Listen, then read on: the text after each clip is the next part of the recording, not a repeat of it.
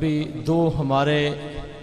نامور مقررین جناب برق صاحب اور جگر گوشہ قاضی ملت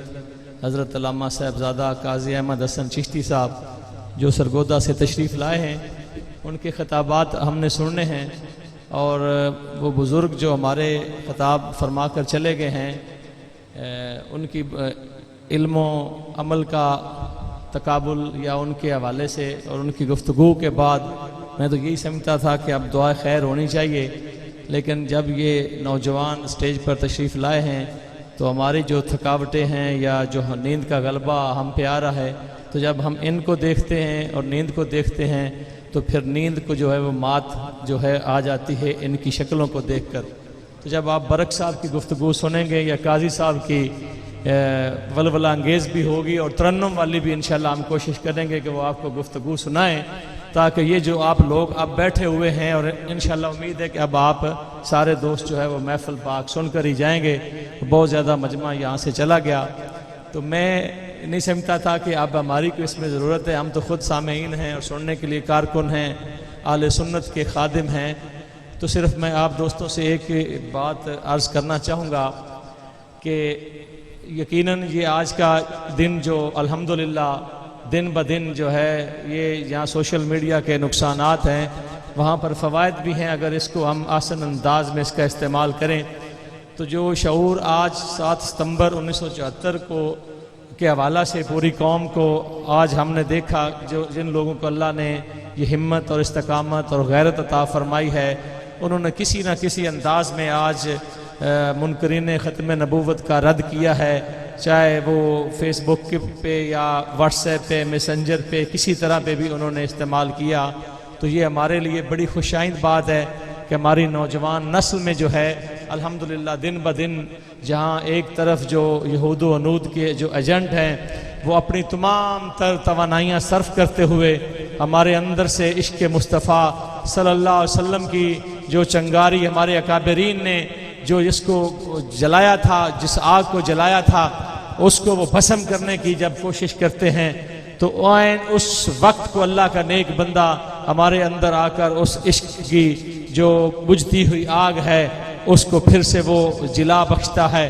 اور وہ عشق کے جو انگارے ہیں وہ پھر جب دہتے ہیں تو ان کی تمام تر جو کوششیں ہیں وہ جل کر جو ہے بھسم ہو جاتی ہیں۔ آج پھر ہم ایک بار پھر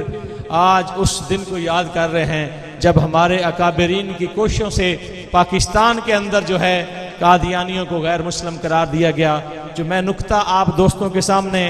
عرض کرنا چاہتا ہوں اور آپ کی وساطت سے اہل پاکستان تک اپنی جو فریاد ہے وہ رکھنا چاہتا ہوں کہ آج ہم بڑے فخر سے کہتے ہیں کہ یہ وطن عزیز پاکستان جو ہے مدینہ منورہ کے بعد وہ واحد اسلامی ریاست ہے جو نظریہ کے نام پر وجود میں آئی۔ پہلی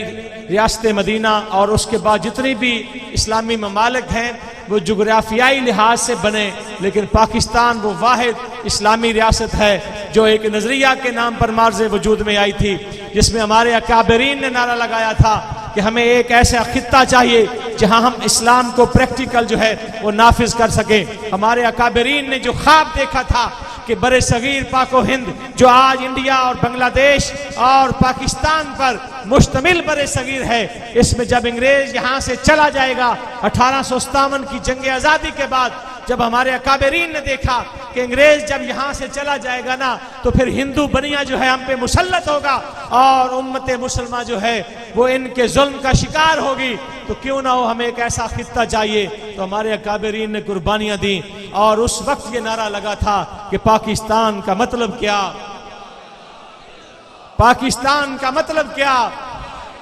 یہ آج نعرہ ہم اہل سنت کے سٹیجز سے پھر سے لگنا شروع ہوا۔ یہ آج ہمارا نعرہ نہیں ہے، یہ 14 اگست 1947 سے پہلے برِ صغیر کی گلی گلی اور کوچوں کوچوں میں یہ نعرہ لگتا تھا، اور اس کے لیے ہمارے اکابرین نے قربانیاں دی تھی، پھر جا کر یہ پاک سرزمین ہمیں حاصل ہوئی تھی۔ لیکن ہوا یہ کیا کہ پاکستان بن گیا، علماء کرام محرابوں تک محدود ہو گئے، مشائخ عظام آستانوں میں چلے گئے۔ انہوں نے سوچا کہ یہ ہمارا کام نہیں ہے کہ ہم امور حکومت کو اپنے ہاتھوں میں لیں اور سلطنت اس پاکستان کی جو باغ ڈور ہے وہ ہم سنبھالے۔ ہمارے بزرگ جو علم و عمل اور تقوی کے لحاظ سے ایک معراج پر تھے، وہ چلے گئے اور پاکستان کی جو باغ ڈور ہے ان لوگوں نے سنبھال لی جو پاکستان کا مطلب کیا لا الہ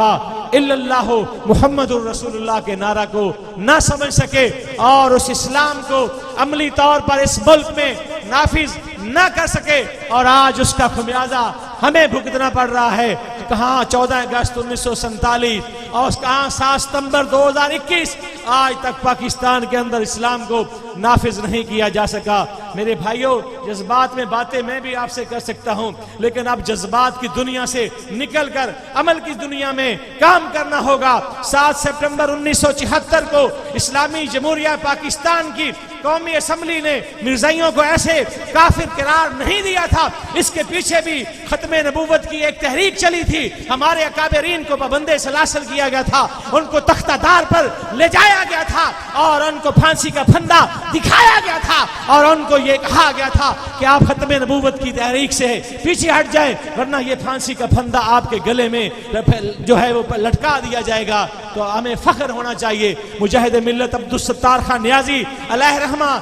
جیسے ہمارے اکابرین گزرے ہیں، انہوں نے کہا ہم پھانسی کے پھندے کو چوم سکتے ہیں، رسول اللہ کی ختم نبوت سے ہم غداری نہیں کر سکتے۔ پھر سینکڑوں نہیں ہزاروں نوجوانوں نے قربانیاں دی، اور پھر جا کر جو ہے یہ مرزائیت جو ہے اس ملک میں غیر مسلم ڈکلیئر ہوئی۔ اس کے بعد پھر وہی ہمارے اکابرین نے غلطی دہرائی، اس کے بعد ہم نے پھر وہی غلطی دہرائی کہ ہم پھر بھول گئے، اور مرزائی خفیہ اس ملک کی جغرافیائی اور نظریاتی سرحدوں کو جو ہے وہ کھوکھلا کرنے پہ تل گئے، اور آج پھر وہ ناسور جو ہے اس ملک میں پھیل چکا ہے۔ اور پھر سے ہمیں اس مرد کلندر نے مجدد غیرت و حمیت حضرت علامہ خادم حسین رضوی علیہ رحمہ نے ہمیں پھر سے وہ بھولا ہوا جو سبق ہے وہ ہمیں یاد کرایا۔ اب کرنے والی بات یہ ہے کہ وہ پاکستان جس کے اندر ہم رہتے ہیں، وہ آئین جس کو ہم مانتے ہیں، وہ ہمیں کچھ سکھاتا بھی ہے، اس کو